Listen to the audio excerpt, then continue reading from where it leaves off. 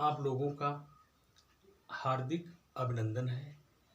आज अंग्रेजी सब्जेक्ट में पार्ट्स ऑफ सेंटेंस का टॉपिक है, तो आज हम इसे समझने की कोशिश करते हैं। दिया गया है parts of sentence. Part of sentence क्या होता है? अंग्रेजी में कोई भी जब वाक्य का हम अनुवाद हिंदी से अंग्रेजी में जब वाक्य का अनुवाद करते हैं तो उसमें दो चीज़ें इंपॉर्टेंट होती हैं। सबसे पहले सब्जेक्ट होता है और सब्जेक्ट के बाद का जो भी हिस्सा होता है वो प्रेडिकेट होता है।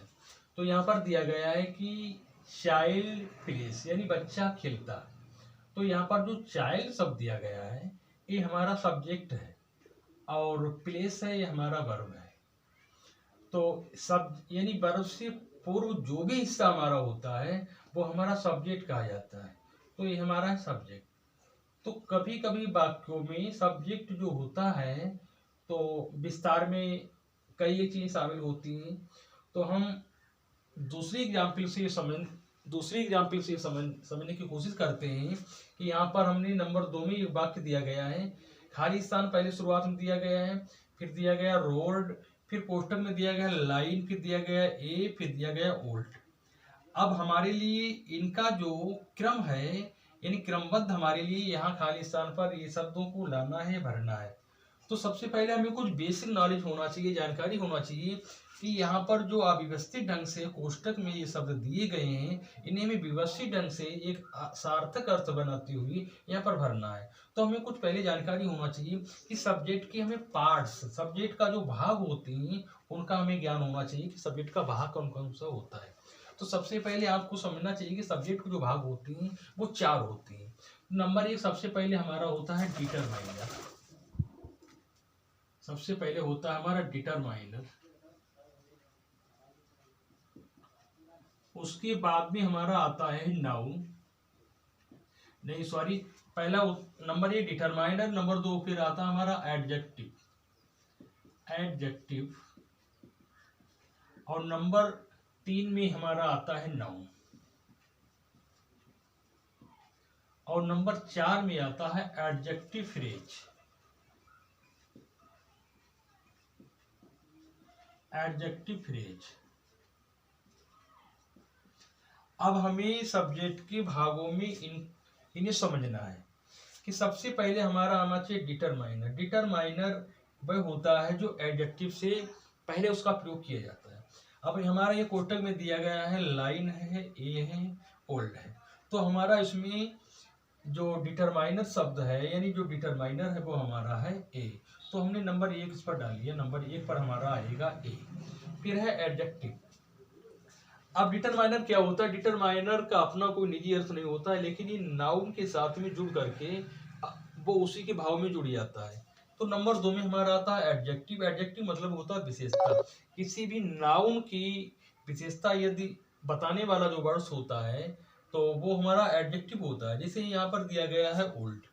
यहाँ पर ओल्ड माने बूढ़ा होता है। कहने मतलब है कि आदमी लाइन हो या कोई भी हो तो वो तो सिंपल होता है, लेकिन बूढ़ा जवान छोटा मोटा ये उसकी क्या होती है, एक विशेषता होती है। तो नंबर 2 में हमारा आ जाएगा ओल्ड। और इसके बाद में ये नाउन दिया गया है, नंबर 3 पर हमारा आएगा नाउन। तो हम कह सकते हैं या इसे भर सकते हैं ए ओल्ड लाइन। यहाँ पर लिखेंगे हम ए ओल्ड और लाइन। तो इसका मतलब ये हुआ कि एक ए ओल्ड लाइन एक बूढ़ा से रोड यानी दहाड़ता है। तो अब यहाँ पर जो है हमने नंबर 4 में लिखा है एडजेक्टिव फ्रेज, लेकिन यहाँ पर एडजेक्टिव फ्रेज जो है वह दिया ही नहीं है। तो हम यहीं से ही अपनी बात को समाप्त करते हैं। लेकिन हमने नेक्स्ट जो वाक्य लिया है तो उसमें दिया गया, उसमें 4 शब्द दिए गए हैं। पहले हमारा खाली स्थान ये हमारा दिया गया नंबर 3 में, फिर है जंप्ड अवे। यहाँ पर क्वेश्चन दिया गया मंकी है, ए है, स्मॉल है और सिटिंग इन द ट्री है। तो फिर वही बात को रिपीट करते हैं। सबसे पहले हमारा आना चाहिए डिटरमाइनर। डिटरमाइनर क्या है? इसमें हमारा ये दिया गया है। उसके बाद में हमारा एडजेक्टिव है। एडजेक्टिव हमारा क्या है? पहले बताया गया है। एडजेक्टिव मतलब होता है विशेषता। नंबर 2 में हमारा आएगा विशेषता। उसके बाद में नंबर 3 में है हमारा नाउन। नाउन नंबर 3 पर आएगा तो हमने नंबर 3 पर डाल लिया है। इसके बाद में जो एडजेक्टिव फ्रेज होता है, नाउन के बाद का जो हिस्सा होता है वो एडजेक्टिव फ्रेज होता है, लेकिन वर्ब से या हेल्पिंग वर्ब से पहले आना चाहिए। तो नंबर 4 में हमारा दिया गया है, ये हमारा नंबर 4 का है।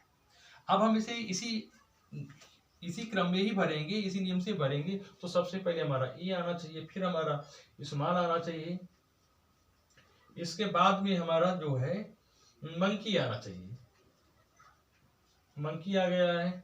और इसके बाद में हमारा भरा जाएगा सिटिंग इन ट्री। तो अगर आपके लिए कहीं भी किसी भी परिस्थिति में इस लेवल से बाकी कंप्लीट करने के लिए आता है, तो हमें इन 4 जो सब्जेक्ट के पार्ट्स होते हैं इनके लिए हमें याद होना चाहिए।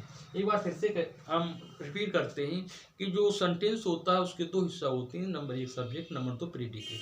सब्जेक्ट के भी 2 भाग, सब्जेक्ट के भी 4 भाग होते हैं। पहला होता है डिटरमाइनर, दूसरा होता है एडजेक्टिव, तीसरा होता है नाउन, चौथा होता है एडजेक्टिव फ्रेज।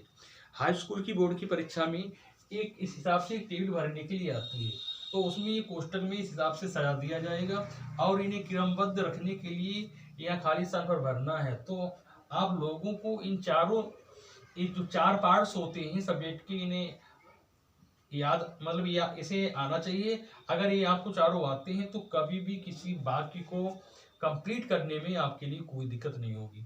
उम्मीद करते हैं आप लोगों को ये पार्ट्स ऑफ सेंटेंस समझ में आया होगा। नेक्स्ट वीडियो में फिर मिलते हैं। Thank you. जय हिंद, जय भारत।